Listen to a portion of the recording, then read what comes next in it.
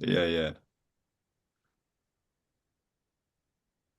I okay, wait a Oh, minute. actually, There we go. Hello and welcome to another episode of the FemiNinja Project, and thank you so much for tuning in. I have a fascinating gentleman with me here today. His name is Jon Symes. He is a mentor, speaker, and the founder of Whole and Free, a powerful pathway helping men in midlife break free from invisible stories that keep them stuck. Through his upcoming book, which is titled The Myth That Caged Us and the Popular Midlife Reset Challenge, Jon guides men to reclaim clarity, purpose, and emotional freedom in their life. Jon, thank you so much for being here and welcome to the show. thanks, Charlotte. It's a pleasure to be here.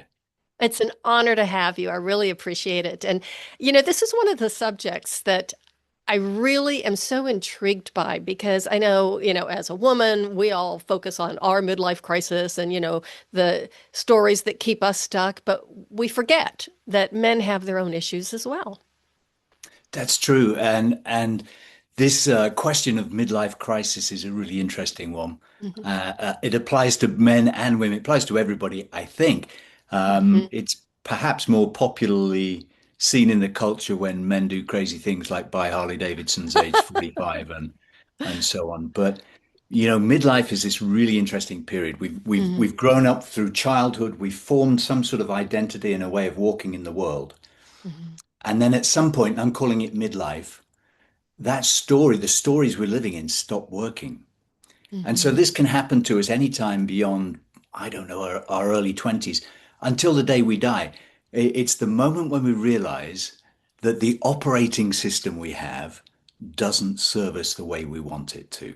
Hmm. That's midlife. And so it doesn't have an age on it, it has a realization around it. And Hmm. that's a point of real interest. It's a point of leverage. It's a point for us to start looking at, well, how would I drive my life to realize that which is important to me? So it's a fascinating time in men's lives and women's lives as well. Yes. So it's really a time, I think, of self-reflection and introspection. Because I think before we even get to that midlife point, most of us are so busy with other things, our, careers, jobs, kids, raising families, whatever. And then all of a sudden it's like, wait a minute, now what do I do? This is scary. Or, hey, what do I do? This is time for me. Yeah, that wait a minute moment, let's look at what's going on is really important. Hmm. In my experience, Cheryl, it requires something to get our attention. Hmm. And that often not always, but very often comes through suffering of some kind. Hmm. And so there's a moment when we realize that something isn't working. It might be a health breakdown, it might be money worries, it might be a relationship problem. It might just be that we find ourselves in the hamster wheel, repeating, Hmm. repeating, repeating, and we've lost the joy of life. And so that moment of realization is important. Hmm. And if that prompts self-reflection, self-inquiry, then we're off to the races. Then we can start to really reshape our lives in ways that are more that serve us better, serve our ideals and our dreams better. So I'm really curious, did you have one of those, light bulb moments or what I refer to as mental head smacking moments when it's like, wait a minute, here I am at this point in my life. What do I do now? Is that what drove you to the work that you are currently now doing and the services you're offering to others? I think the true answer is yes and no. Okay. Yes, in the sense that I had a set of circumstances about 12 years ago, which brought me to the end of what I could manage Hmm. successfully. And so I've had a lot of privilege in my life. I'm born into the body of a white male. I was well educated. I was able to get do interesting, valuable work and enjoyed it. And I was used to being able to make life work for me. And Mm. I got to a place. It's a long story, but the short version perhaps is that my then wife and I moved to Ecuador, and we decided we were going to set up a social venture in Ecuador to support indigenous people Oh, wow. able to become financially independent and therefore protect the land that they lived on. Mm-hmm. Now, that was very congruent with the work I'd been doing here in California with a San Francisco-based nonprofit. Mm-hmm. And so the move to Ecuador seemed in some ways a natural progression of that. But we were unable to make that idea work. And it was, to me at the time, baffling, confusing. It defied common sense and it Mm-hmm. defied the story that I'd been living in, that I could make life work for me. It just needed application. Mm-hmm. And when that didn't work, yes, there was a moment of some abrupt realizations and some realizations that actually unfolded over time. Mm-hmm. So there was some moments then which catalyzed my thinking, we might say. But I'd also been committed for some time to finding a way in which I could support the processes of transformation in the world. I've been working in transformation for more than 30 years. I Wow. started working in the corporate sphere where I'd operate as an executive coach or a facilitator, a trainer, helping leadership teams, helping individuals. So I was becoming fluent in the language of transformation. I'd moved into a nonprofit here in California to offer those skills in service of their mission. Mm-hmm. And so for quite a while, I've been looking at the world to say, well, what is it that really helps transformation? What's the environment in which transformation can grow, can occur? And so the work I do is a culmination of decades of working in the field and the interweaving in that of my own story and me Mm-hmm. running up against my own limitations. Yeah. Mm-hmm. When did you decide through this process, or once you went through this, that you wanted to share what you were learning with other men? And did you see a need there for other men who looked like they were stuck in a rut and couldn't get out? Well, there's two phases to this which are really interesting. If I track back 20 years, I was deeply engaged in the work of transformation, helping other people through that process, but Mm-hmm. inevitably deeply involved in it for myself. So where were Mm-hmm. my edges? Where was I needing to find wholeness or to find freedom? Mm-hmm. Um, and so I was committed to that work. But 20 years ago, I didn't think I had to do that work through the lens of being a man. It hadn't Mm-hmm. settled in me that that was, in fact, a very powerful perspective into my own inner workings. So I, I took some time to realize how valuable it is for me to sit with men, for us to talk, for us to open up with each other, for us to offer a helping hand to each other. Mm-hmm. But it did take me a while to get there. And then I've been able to see and study through my own life and in the lives of the people I work with what it is that keeps men stuck or small or limited, what keeps us from our dreams. And so I've had the pleasure of really diving into that field over the last decade or so and Mm-hmm. learning a lot along the way. Mm-hmm. Yeah. I have a very dear friend back in Colorado, and he and I actually we grew up in the same area in Pennsylvania, many lifetimes ago. And we still, keep in touch. And we would go to lunch, like, maybe once a month we'd get together.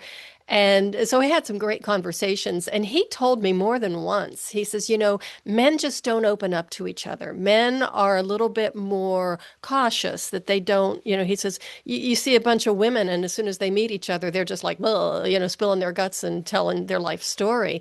But he says men are just a lot more cautious, or I can't remember some of the words he used, but he says it's just not as easy for us to do it. I think there are a couple of stories that men live with which make it difficult to do that. Mm-hmm. And and to provide a context to that, I think we all live inside stories, Cheryl. That's how life works. And the stories are the collections of beliefs or assumptions, rules that we've decided to follow that we have largely inherited. We usually Mm-hmm. step into these stories rather than we don't consciously choose them. Most of the most powerful stories in our lives arrive when we're less than 10 years old. Mm-hmm. And these stories arrive and they're based on the way mum and dad behave what the teachers in school are telling us, and all that we absorb from the culture. Mm-hmm. And so we have these stories. For men, there's a couple of stories which are particularly pertinent. One is that we don't show our emotions. Mm-hmm. And so the schooling you get as a boy is don't show you're hurt, don't show you're in pain, stiff upper lip. And so we have this sort of detached, Mm-hmm. insulated resilience, Mm-hmm. which means we're not going to open up with each other Mm-hmm. in quite the same way. I think that's a terrifically important story that men have. Mm-hmm. But really, your questions about how do we then become vulnerable? Mm-hmm. How do we become vulnerable? And there's a story underneath that, which most men will recognize. Men are pitted into competition with each other from the earliest age.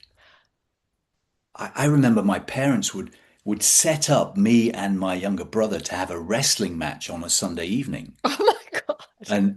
And mum would be cheering for me, and dad would be cheering for my brother, and and and then we go out into onto rugby pitches and cricket pitches, and then we get into school, and we're trying to be top of the class, and Mm-hmm. and so men. I know it's true for women as Mm-hmm. well, but in men it's baked in that we're somehow competing with each other. Mm-hmm. We don't make it overt very often. Um, Mm-hmm. but if you get a group of men together, there's some sort of jostling for position.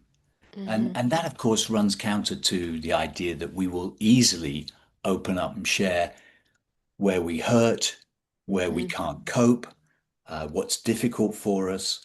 And so, yes, as your friend observed, men don't naturally and easily fall into deeper conversations. We'll talk sports or Mm-hmm. NASCAR or I don't know what's the latest investing trend, all sorts of Mm-hmm. fairly superficial conversation. It takes certain circumstances for men to start to really drop in with each other. But when that happens, there's magic there Mm-hmm. because we can relate to each other inside those peculiar stories that men have. Mm-hmm. And it's beautiful. And I sit in a men's group, and we each time we meet, we'll all declare what's in a certain way not working for us or where we'd Mm-hmm. like to make changes in our lives. And then we help each other out with guided processes, advice, sharing experience, or just really encouraging each other. And Mm-hmm. so when you do create that context, working in a men's group can be very, very rewarding and valuable. Mm-hmm. Well, when I was growing up, the yeah, I have four sisters and three girl cousins. We grew up like in one big family, so there was a whole lot of feminine energy there. Right. But my dad, what they did back then is, a few of the guys they would get together at the beer garden, have a beer, and that was like their bonding moments. But they would talk about things that they probably wouldn't even talk about, at home or whatever. But it was a place where they could go and just, they were all going through the same thing as far as raising kids and work and all that kind of thing. And, it was, yeah. But I think now, in this day and age, the male bonding and supporting each other and developing community is really gotten to be a strong movement. I see that. I do see Yeah. that there's a growing conversation about of men responding to the situation that we find ourselves in. And the Hmm. situation we find ourselves in, writ large, is that we have a culture that's dominated by men's thinking, men predominantly dominated by men in power. Hmm. And if we looked at it as a social experiment and said, let's give guys the upper hand for 500 years, let's see how it goes, we'd probably conclude that it's not working very well. you know, Hmm. in terms of inequality, in Hmm. terms of dignity, in terms of um, our ability to live sustainably with each other and live Hmm. sustainably on this finite planet, this Hmm. gorgeous planet that we live on, you might conclude the experiment's not going very well.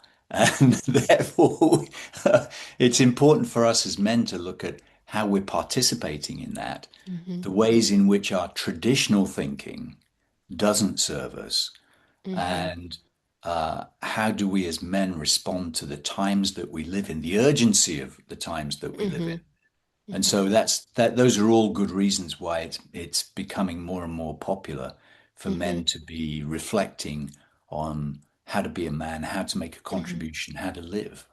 Mhm. I'm so glad you brought up that word dignity because that's one of the goals of the show is to restore human dignity. Mm, Because I think over the past, like, maybe 20 years or so, again, that it's been lost, or it's almost like a source of pride to be able to hurt somebody enough that it takes their dignity away. Does that make sense? it makes perfect sense, and it's an acute observation about the society that we live in. Mm-hmm. And our relationship with our own dignity is important, and our relationship to the dignity of others is important. I think both of those are interesting Mm-hmm. lines of inquiry. Mm-hmm. And we've been taught in some way to, we live in a world in which we have to trade ourselves for income, we have Mm-hmm. to trade ourselves for belonging. Mm-hmm. And the risk is that in doing that, we we give up on our own dignity. We Mm-hmm. trade our dignity for worth. We trade our dignity to feel part of the crowd. Mm-hmm. Sometimes, not for everybody, not at all. But those are traits or traps maybe that we can fall into. And Mm-hmm. I'm particularly interested in the stories that have us in their grip. So if I'm a man, it's very likely that I'm somehow equating my self-worth with Mm-hmm. my ability to produce as the Mm-hmm. breadwinner, as the perhaps the, and this, I mean, that's not that we are the breadwinner, but the Mm-hmm. story tells us that we have to provide, and we Mm-hmm. have to be able to do that through our own singular efforts. Mm-hmm. And so many men will trade their dignity to do jobs they don't want to do, or in which they don't feel that their dignity is enshrined, Mm-hmm. but they'll trade that in order to fulfill on the role, live out the story that I'm the provider. So Mm-hmm. that's one example. I think it must be true for women in all sorts of ways, but I think about the ways in which women are encouraged to trade dignity for being acceptable in society, Mm-hmm. and that narrow path that you have to tread to remain acceptable. How Mm-hmm. do I be desirable without being too much? How do Mm-hmm. I share my ideas without sounding bossy or assertive? Mm-hmm. How, this narrow line that women have to tread, and how easy it is to lose dignity along the way in order to feel belonging, or Mm-hmm. in order to feel that I'm a desirable object as a woman. The Mm-hmm. culture encourages that, doesn't it? It really does. Yep. Yeah. Sorry, I It, shouldn't be explaining that to you. That's but I see it. I just want you to know that that's what I see as I look out into the world. Oh, Yeah. that's so funny. No, I love your insights and I love hearing your view about it. But I mean, it's really funny. I told you before we started recording. Oh, maybe I didn't. Oh yeah, the many magnificent men in my life, right? And the ones, when I began training in my martial art, and most of the time I was the only woman in class, and I Mm, didn't realize it was going to end up that way, but it did. I would never have stepped onto the mat if I knew that was going to be the case. But it was so enlightening for me because I was 47 at the time. And I had been married for 27 years. I didn't have any male friends like I did when I was in college or whatever, and didn't have any, male relationships, friendships. And the only men I ever really came into contact with were either some of my clients or the guys in ballet class. And the guys in ballet class they were a completely different, story than the ones that I was running into at the dojo. I mean, it was just really kind of crazy. So it took me a while before I learned how to be able to communicate with these guys at the dojo, and it took them even longer to figure out how to communicate with me because mm, they never had a woman in the dojo who was as fussy and as feminine as I was. And right. they were just like, I can't believe you're stepping off the mat to fix your lipstick. What's going on here? But it was really funny. So when we finally learned how to communicate with each other, the relationship was so symbiotic between me and them and me. And it was a beautiful, beautiful experience in a lot of ways. In some ways it Yeah. wasn't, but. Yeah, and there you just named two examples of how stories form in Hmm. particular contexts. Hmm. So if I'm on the mat, then there's a particular story there. Um, Yes. you're stepping into you're stepping onto the mat without knowing the story, which Hmm. is or the story that men are carrying, which is Hmm. probably about some sort of display of strength and invulnerability projecting a confidence, Hmm. perhaps, and then you talk about other men who Uh-huh. are willing to express themselves in completely different ways, Hmm. and you wouldn't and so they've got a different story set. Hmm. So I think the context sets the story in so many ways, and the context that we have in our lives at the moment, our collective life, Hmm. demand change. They Hmm. demand that we do something different. We're running and get up against the limits of how we can live safely with each other in Hmm. this world. Hmm. So we're Yeah, living and in a I don't time that I don't think we're doing a very good job of it either. What do you think? I'm alarmed.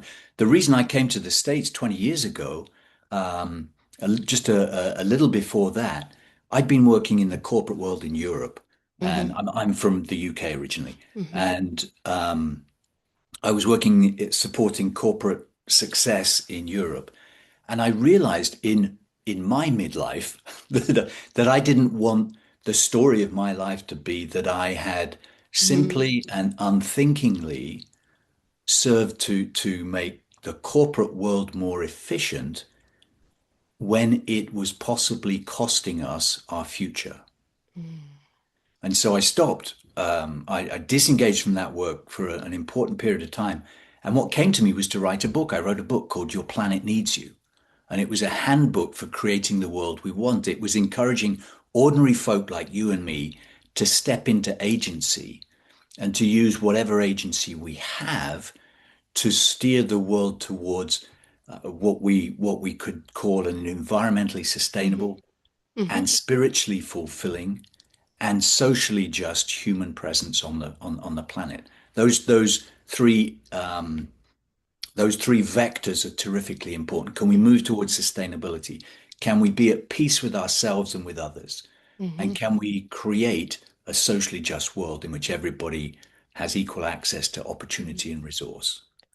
And so I started into that question, um, and I've been looking ever since to see how my voice can make a difference in changing the trajectory Hmm. of this human experiment. Hmm. Can we change the trajectory that puts us on path towards sustainability and justice and peace? And So could so, you please, I'm sorry to interrupt, because tell us no, go the on. title of the book or the name of the book again? That book's called Your Planet Needs You. Oh, is it still available? It's still available. Yes, it is. Ooh, so people could get it on Amazon? They can. Yeah. All righty. Okay. Thank you very much. See, I did not know that you had a book. And when did you write that one? Uh, Published in 2006. Whoa. And Okay. then pretty quickly after that, it came to the attention of the folks at this remarkable organization called the Pachamama Alliance in San Francisco, Uh-huh. whose mission was to change the conversation in the world.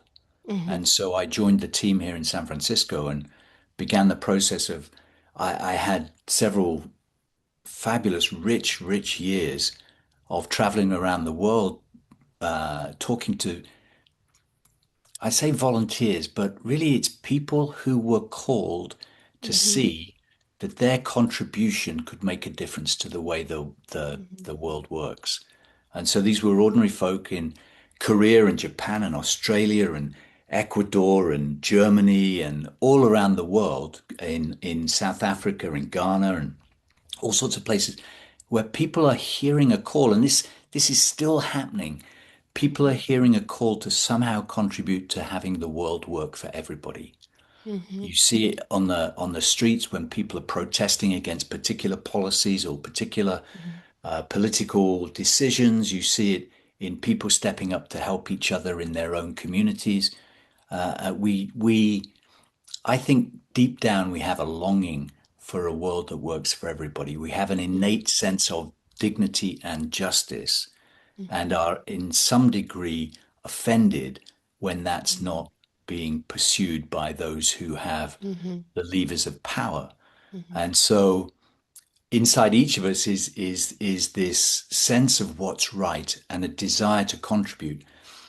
What happens, Cheryl, is we get buried under the stories. We get buried Mm-hmm. under the process of making life work, of earning enough money to pay the rent and raising a family. And those are Mm-hmm. super important considerations and often leave us little or no energy left to look at how our voice might play out on a larger scale.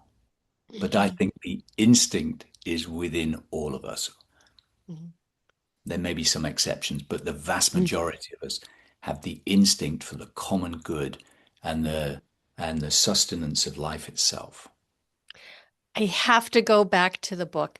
When you were writing it, Yes. did you ever imagine in your wildest dreams that the book would become that popular and you would reach so many people across the globe? No, I didn't. I wrote the book. I was surprised that my I'd heard a call to write a book. Uh-huh. I took a period of a sabbatical Hmm. 20 something years ago. And I sat and the prayer I had was show me how with my whatever skills and talents I have, show me how I can make a difference in the world. Hmm. And the answer came, write a book. And so I followed the cue and created the book. And I mean, I would love to tell you it was an international bestseller, but it wasn't. What it Hmm. did do was bring me into connection with that nonprofit and put Hmm. me on a platform that was larger than any I could have created on my own at that time, to take a message to people to say, hey, this is where we are in the world. This is Hmm. how we got here. A different world is possible, and you can find a role in creating that. That was Hmm. essentially what the message was. That was the platform that I was privileged to stand on for nearly 10 years. Well, Yeah. congratulations. Thank you. Yeah. And yes, writing a book is not for the faint of heart, I like to say. But yet, there you go. You just forged right into another one recently. And so tell us about the book, the upcoming book. Um, what made you decide to write it? What was the experience like writing the second one after you had already written one? So just take it away and tell us about it. Well, I'd actually written a book back in the late 90s called Realigning for Change based on my work with corporate and the Okay. work of transformation in individuals. So I'd already written that book. Then I wrote Your Planet Needs You. The book I'm writing now is the title of it actually, Cheryl, has morphed. The title is The Stories That Are Killing Us Ooh, that's because good. you like that. I like that a lot. Yeah. Okay. And it's back on this theme that we are all living inside stories. Mm-hmm. The stories are invisible to us. It's like they're our secret operating system, Mm-hmm. and they operate through us unconsciously. And so I'm taking decisions today based on stories that I'm running about what a good man does, or how to Mm-hmm. respond to a friend in crisis, Mm-hmm. or how to approach my business. I have stories about all of those things. If I'm not conscious of those stories, I'm making decisions unconsciously Mm-hmm. based on those stories. So what I'm trying to do is reveal the power of narrative Mm-hmm. because it's a way of seeing what determines our behavior and our choices. Mm-hmm. So the book aims to reveal the power, ubiquitous power of narrative in our own lives, in everybody's life, and in Mm-hmm. the life of our culture. And truth be told, many of the stories we're living in are literally killing us. And I'll give a couple of examples, if I may. Men in this country will die approximately 6 years before women born into the same circumstances. Wow. One of the theories is that the shortening of our life is caused by the way we live and perhaps are trapped inside stories that keep us separate from other people, as we've been talking about, which have us Mhm. bottle up our emotions, which have us inside this trap of competition.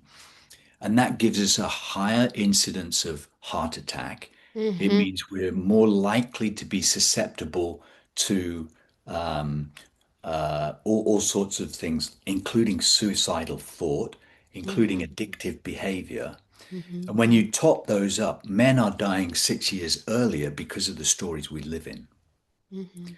I think about the stories that women live in, and to some degree, the experience they live in because of the stories that men have. And Mhm. we don't need to scratch the surface very far to see how dangerous it can be to be a woman. Mhm. Even in what looks like a developed country, what Mhm. looks like a safe space, is that really safe for women? Mhm. The women I talk to tell me that they don't, and some would say that I've never felt fully safe in my body. I imagine you've got your own relationship to safety as a woman in this culture, and we Absolutely. and and, Absolutely. and As so well this. as my concern for the women that I love and care about. Yeah. Yeah. So we can see how stories are threatening to women in, Mhm. in, in that one instance. And then if we jump up and take a global perspective, look at the stories that we're living by as a Mhm. culture. One of the stories is the earth is ours to do what we will with. Mhm. And so we raise forests, we poison rivers, we pollute the air, and we're the lovely Buckminster Fuller metaphor was that we're living on a spaceship Earth. Uh-huh. This spaceship is whizzing through the cosmos. It has on it everything the human race needs to survive. It replenishes itself if it's allowed to. Mhm. That's quite handy because there are no refueling stops for this spaceship. Nobody's coming to help us. Mhm. Yet we find ourselves in a position where we're eating into the fabric of the spaceship, and some guys in different places are playing with nuclear weapons. And so as stewards of our own spaceship, of our own survival bubble in space, we're doing a pretty poor job.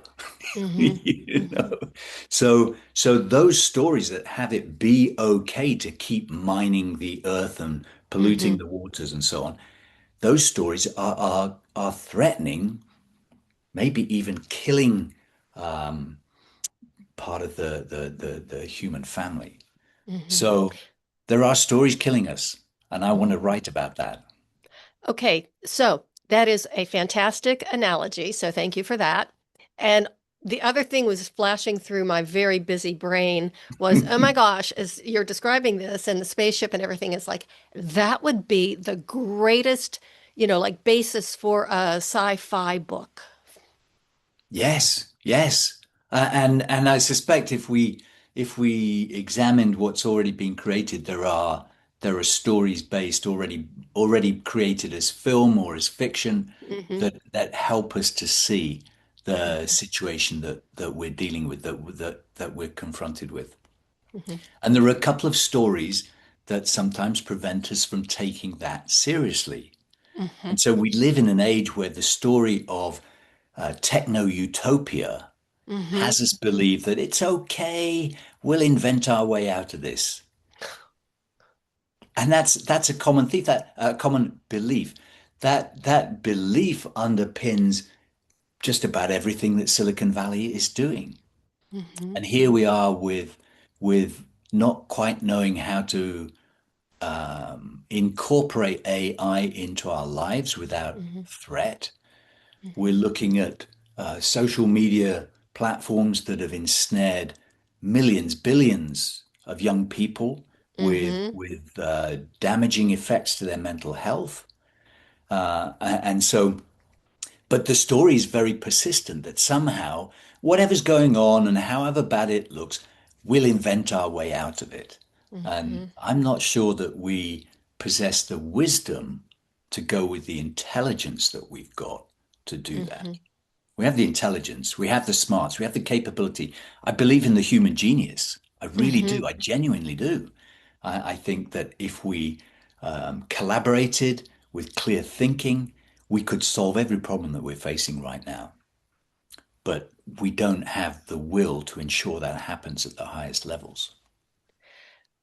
I keep thinking of the human genius. And yeah, I mean, we are a brilliant, people and look at what we've done over the years and the successes and everything, but the kind of scares me a little bit, the direction that we're going.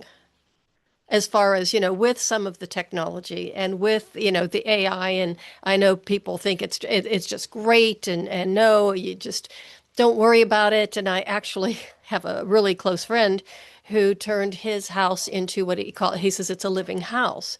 And I says, well, what does that mean? And he says, well, it just means that, I say they'll turn off the lights, they'll do this, they'll do that, and I don't have to do anything. And then I says, that sounds a little scary to me. And a couple of weeks later, he told me that the house threatened him.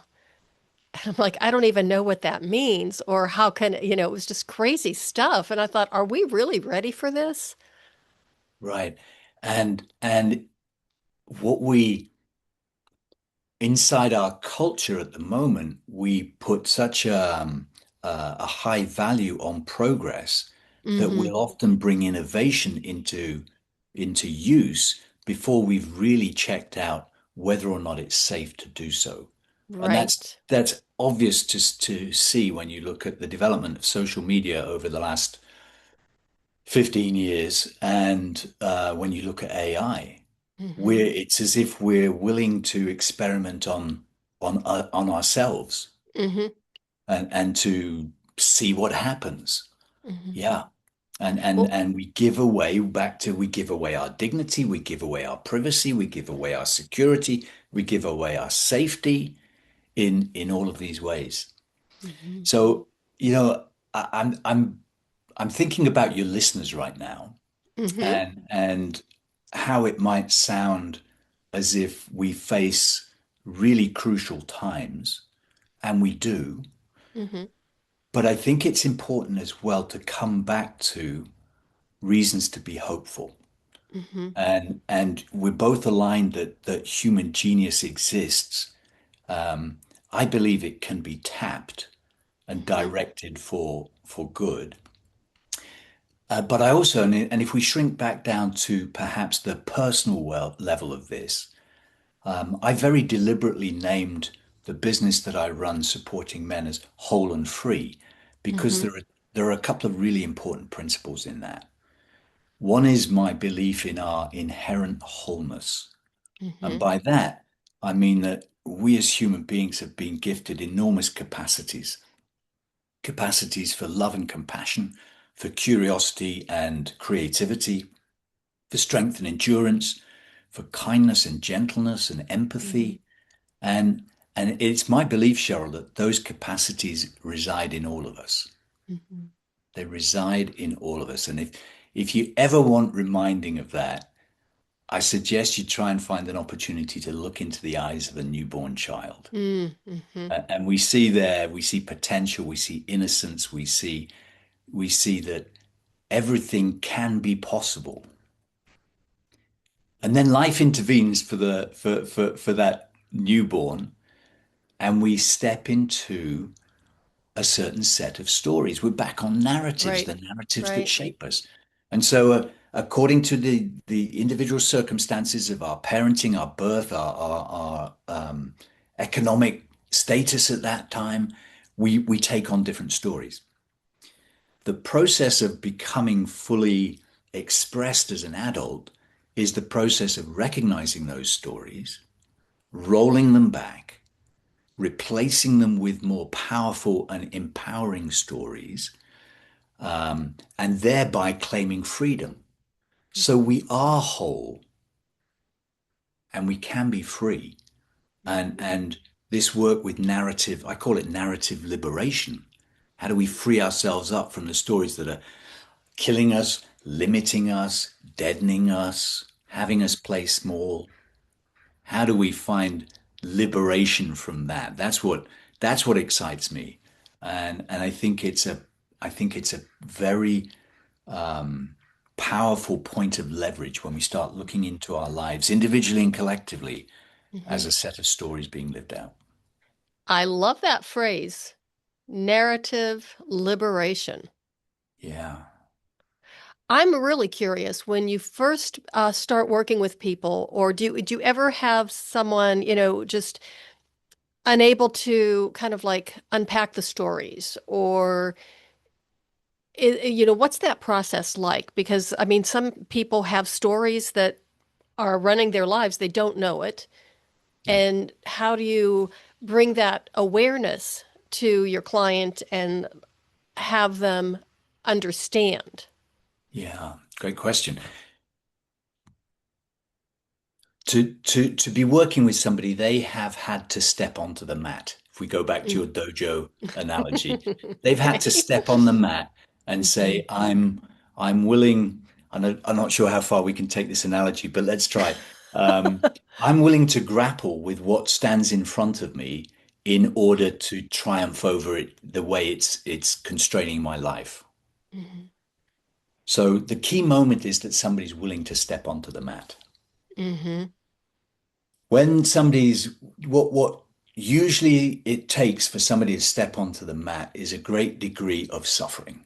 Yes.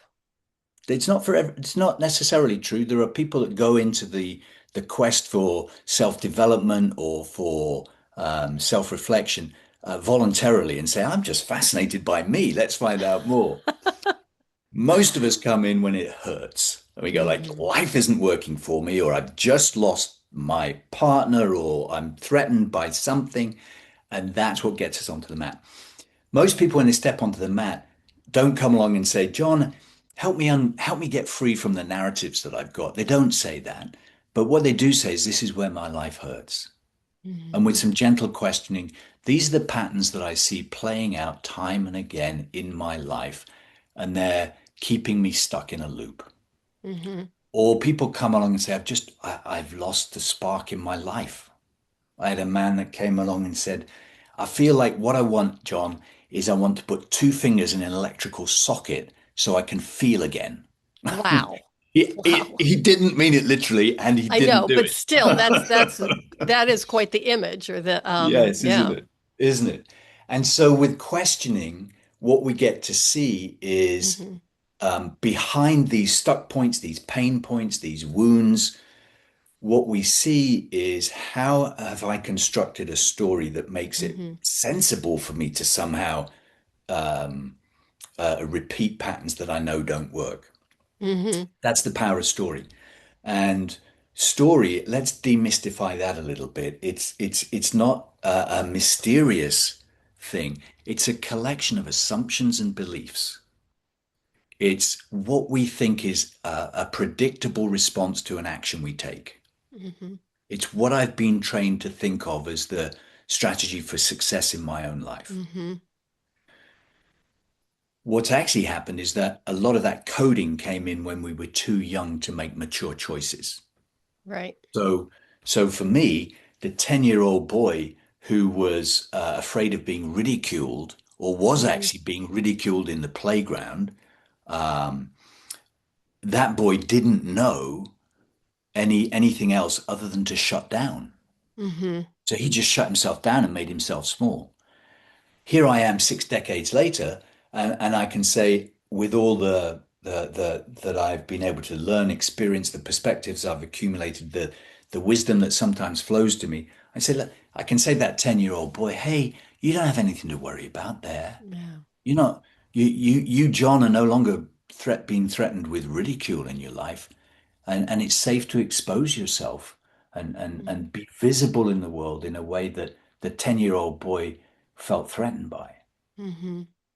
And so we go into the questions to find the stories, the your version of that 10-year-old. Mhm. What's the 8-year-old Cheryl? What did she learn that you're still trying to unravel in your life because it's no longer serving you?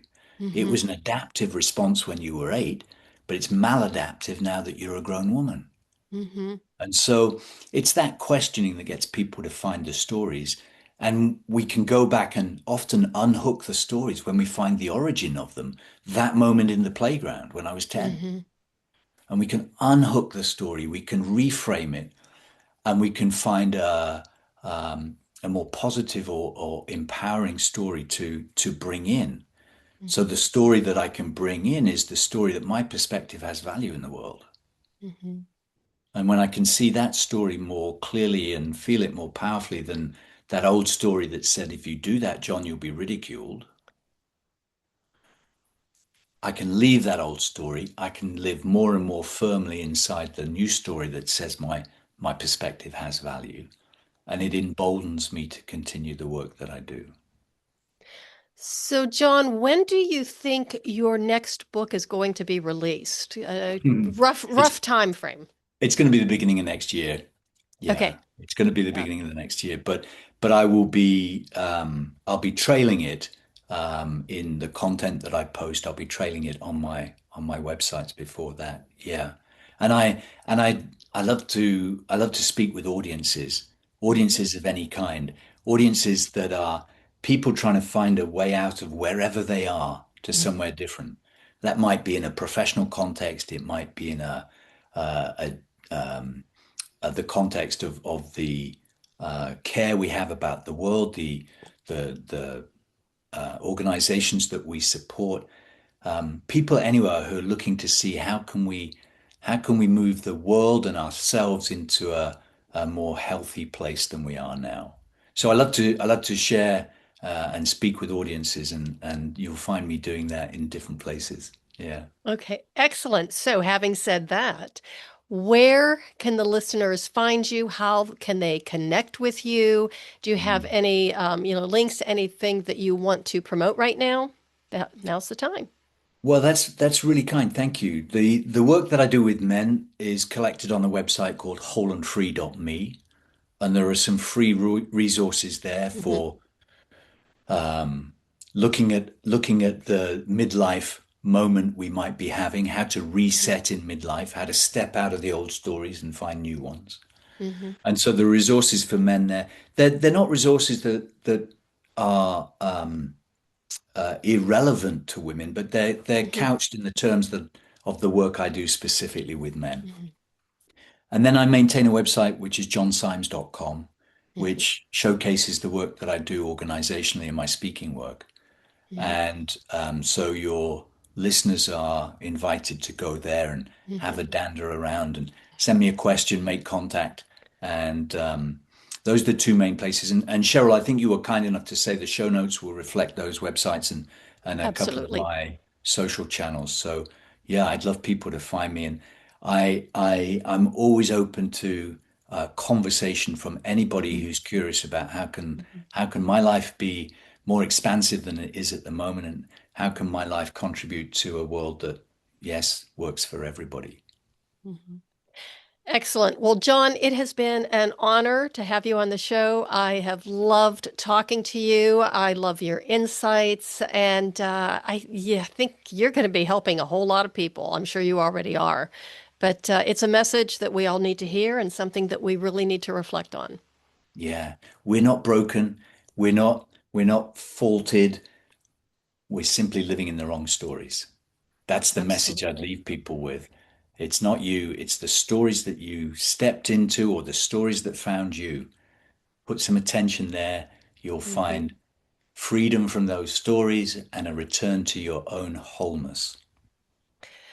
Thank you again for being here. That is just perfect. Great way to wrap things up. So thank you again. Thank you, Cheryl. Everybody, thank you so much for listening. Oh, please share this episode with everyone you know. Incredible information and very uplifting and hopeful at the same time. And remember that your planet does need you. And I love that phrase. Narrative liberation. So spend some time in a little self introspection and find out what is holding you back and how you can liberate yourself from the narrative. And that is the way of the FemiNinja.